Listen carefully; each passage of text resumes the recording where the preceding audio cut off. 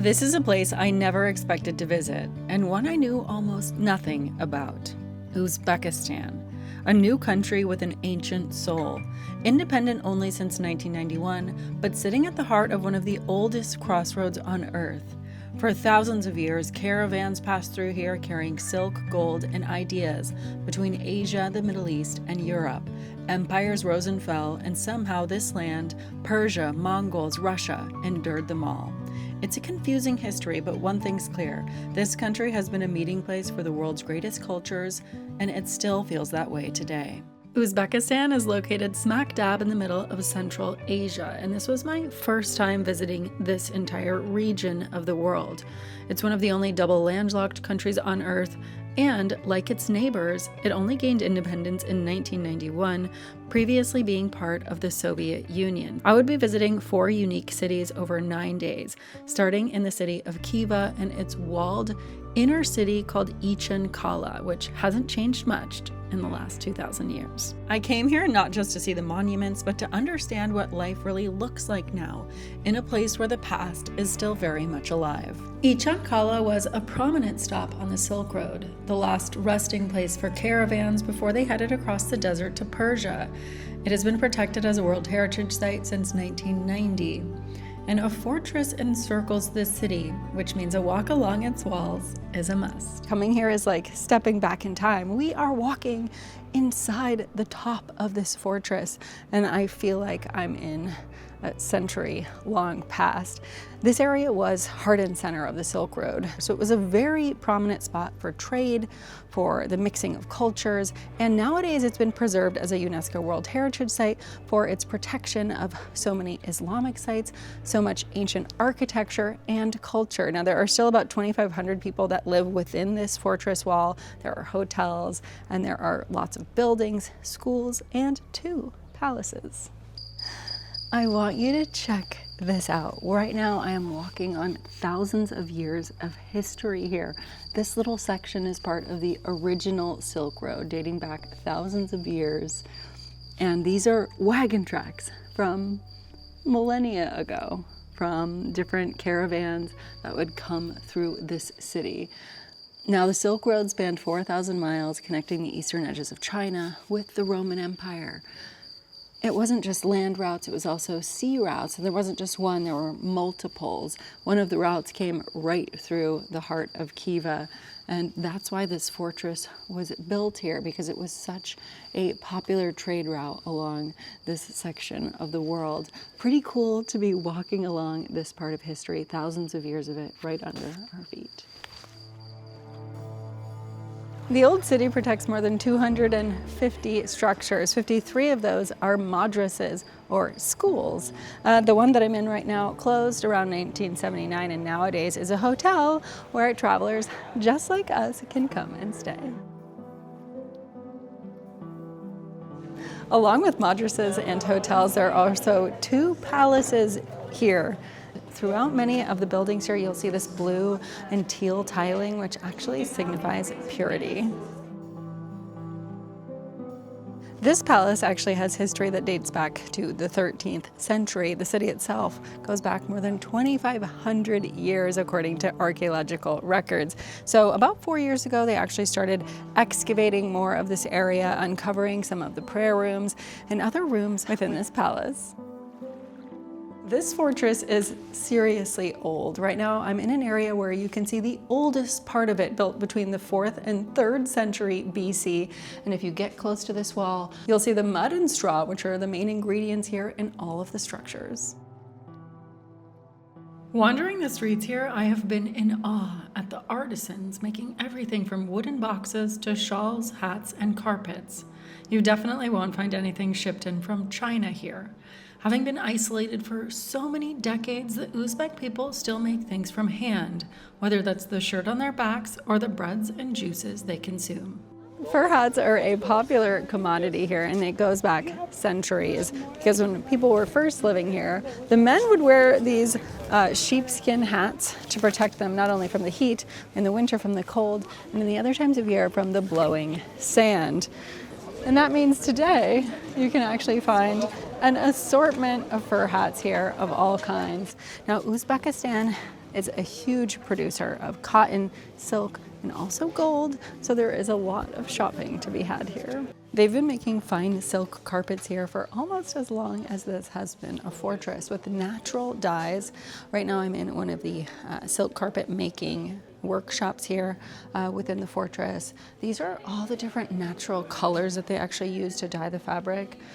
Some of them come from things like indigo, pomegranate, onion, and other natural roots and minerals as well. 1, 2, 3, 4. Ana indi işini tutayım imdati. Okay. Aşağı çünkü. No. Tat imuna aşağı. Pull. İmdat ana.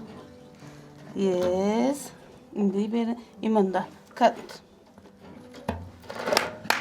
All right, guys. If you're wondering why silk rugs are so expensive, it's because they take a long time to make, sometimes over an entire year, going just 1 centimeter per day. It's absolutely incredible the craftsmanship that these ladies partake in. A lot more difficult than it looks.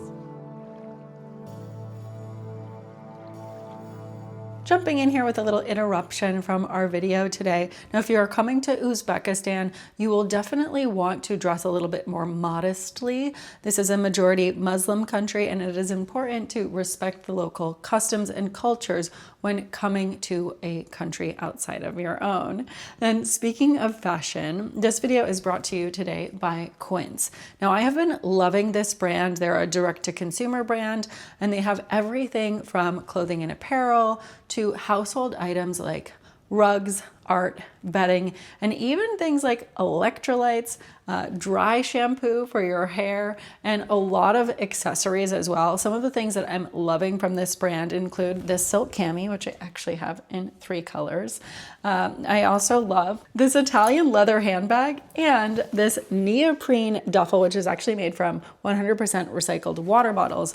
Now, I really love that this brand is sustainable. So pretty much all of the fabrics that you will find in the apparel and even the bedding is made from natural fibers. This is 100% silk. As I said, that bag is made from neoprene from recycled water bottles, and even their duvet covers are made from linen. All these great natural fibers that are much better for the environment than some of the alternatives. So if you're looking for a new place to get a little bit of everything for your home and your wardrobe, I highly recommend checking out Quince. You can scan this QR code on screen to check them out, or I've dropped a link in the description too. To understand Uzbekistan, you have to understand its history, and that's not easy. Once part of the Persian Empire, conquered by Alexander the Great, ruled by the Mongols, then folded into the Soviet Union, it's seen the rise and fall of more empires than almost any country on Earth.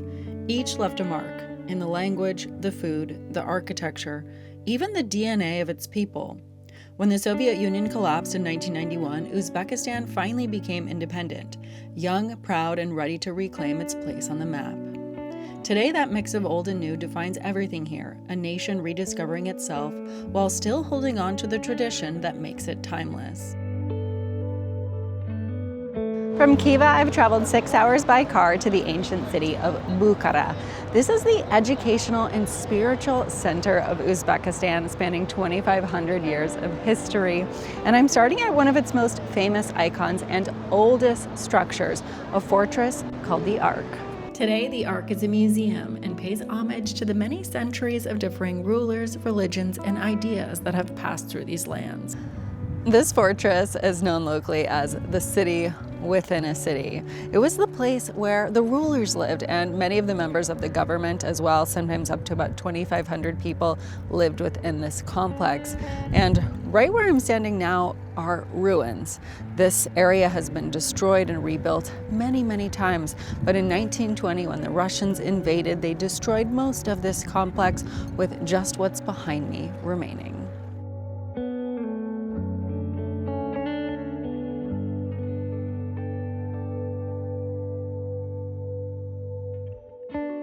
Many of the buildings here still date back to the Silk Road. This one used to be a caravan sarai, which was a hostel of sorts for travelers going along the Silk Road. Today it's actually a shopping center, but it was also used as a madras for many years, one of the local schools here in the city.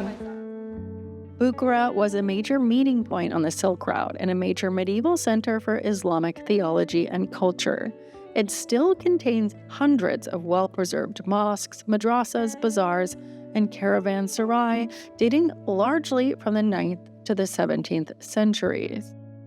The ancient heart of Bukhara is also a World Heritage Site, and while I was visiting, they were hosting, for the first time ever, the Biennial, a global symposium on contemporary art that turned the city into a living artist showcase with 39 countries and 70 exhibits from over 200 artists, showcasing art, architecture, and nature between the madrasas and the mosques. What I love about the Biennale, and I have been to the Biennale before, but in Venice, so it's been a long time since I've experienced this art festival. Now, it's an immersive experience, so all of the pieces, which are usually spread throughout a city, are meant to really capture you, captivate you, make you question what you're seeing, and I love that. Now, it's spread throughout many buildings here around Bukhara, and it's really cool. So if you love immersive experiences, definitely put La Biennale on your list of things to see. The grand bazaars here were full of one-of-a-kind fabrics, shawls, and rugs. You may need to leave room in your suitcase or bring an extra one if you're coming here and love to shop. Next, I headed to the summer palace of the last emir of Bukhara. This palace is named after the stars and moon, so you will see many of those shapes in the architecture here, along with those white and blue colors, signifying purity and peace, but also important colors in the Islamic religion. Wives of the emir lived in harams, buildings just like this. This was actually one of the summer palaces, and he would usually bring 2 wives and stayed right here. Gold is one of the biggest commodities here in Uzbekistan, and within the palace you will see it everywhere, in the paint, on the walls and the embellishments, and even in the wives' clothing. Gold being used in the embroidery as well. Now in the winter they often wore velvet, and in the summers, silk.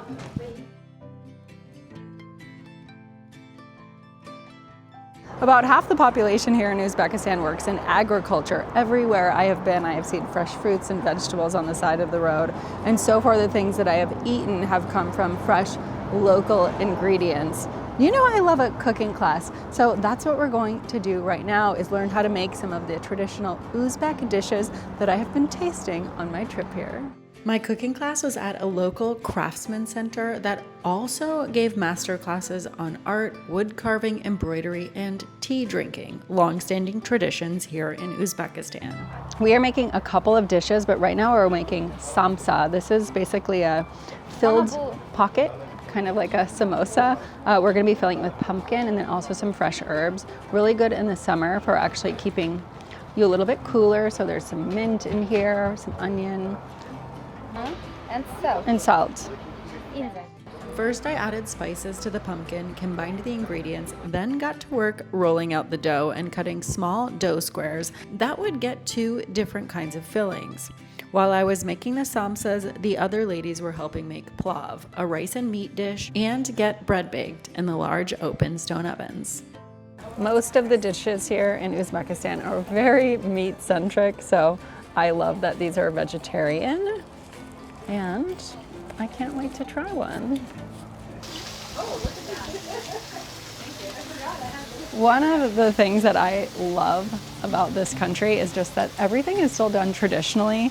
Now they cook in these big mud and straw ovens here, just the way that they did hundreds of years ago. One of the main breads that they cook actually goes inside this. They just kind of slap it on the side. And also these samosas are going to go in that same way.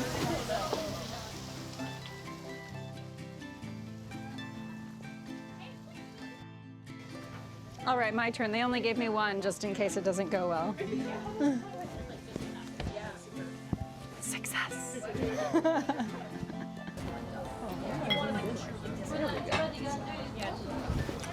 Oh my gosh, it's so buttery. So this other samsa has the herbs in it with the mint and onion, and it is a very unique flavor. I think there's bay leaves in here. I wasn't able to kind of get a translation of that other herb in there, but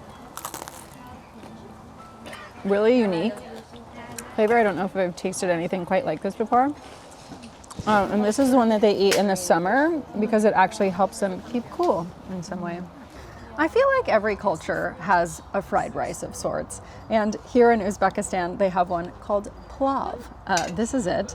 It's basically a mixture of rice, raisins, carrots, garlic, sometimes other vegetables, and also usually some meat. Because I don't eat meat, mine is vegetarian, but you will find this all over the country. It's definitely one of the most traditional things to eat.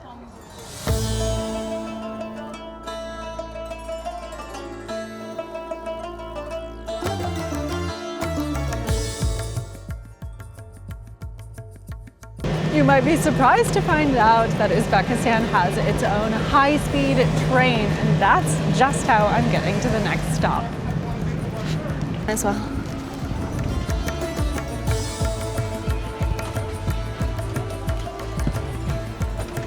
All aboard.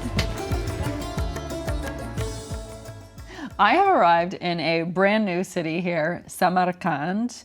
This is a very big city, and I'm really excited to go explore it. There's a lot of mosques here and cultural sites and bazaars, like we've seen a lot of so far. But I'm actually staying in a place that's very unique because this is a brand new development zone that they have built here in Samarkand, about 30 minutes from the downtown area.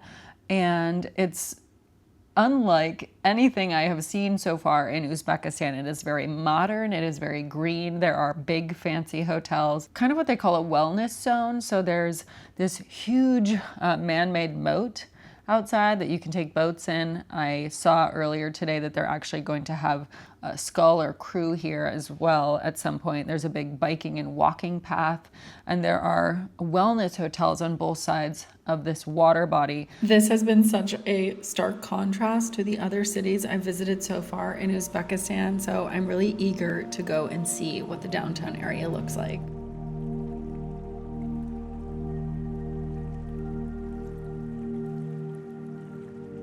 The history here in Uzbekistan is so complicated. There are so many different regions, so many different rulers over the years. Here in Samarkand, from about the early 1400s to the mid 1600s, one family ruled, and a lot of their architecture still stands. I'm standing right now in the Registan. This was an old town square from that time period. There are 3 big madrasas here, and they were built between the 1400s and 1600s as well. Now, when this was the public square back then, they had public executions here, and they also piped in public messaging through copper pipes that would have been kind of like a loudspeaker. Today, it's one of the most important pieces of architecture here in the city. And this is definitely a spot that you will likely come and see if you come to visit here. Now, I will say that coming through Uzbekistan, you are just blown away by the architecture. Some of the most beautiful architecture in the Islamic world, and also some of the most well-preserved as well. You know, they actually claim that a lot of this architecture is similar to that of the Taj Mahal, which I have not seen yet, but so far I've been blown away by the tiling and just the intricate details, especially since so much of this architecture is really, really old. One of the most impressive structures in this complex is actually the mosque, which is located inside one of the madrasas, and there is actually real gold on these walls. The painting in here is just takes your breath away because I'm speechless. In Persian, Registan means sandy place. Once a vast open plain where travelers and traders gathered along the Silk Road. But under the Timurid dynasty, who were descendants of Genghis Khan, this desert transformed into the heart of an empire. The Timurid rulers were more than conquerors, they were patrons of art, science, and design. And it was during their reign that Samarkand's most iconic landmarks were built. From the turquoise domes of the Guri Emir Mausoleum to the shimmering madrasas of the Registan Square itself. Standing here, surrounded by mosaics the color of the sky, you realize that this isn't just a city, it's a dynasty's dream made of stone.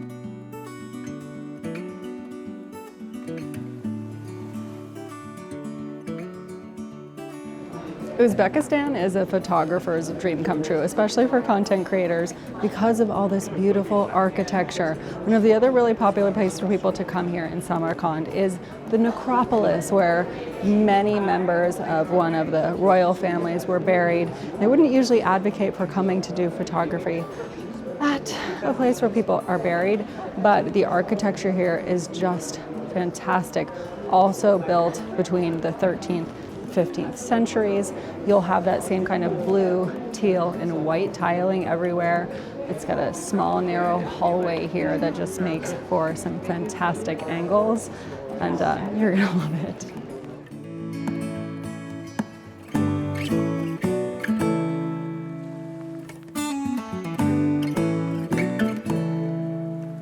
Uzbekistan surprised me, not just for its beauty, but for its people.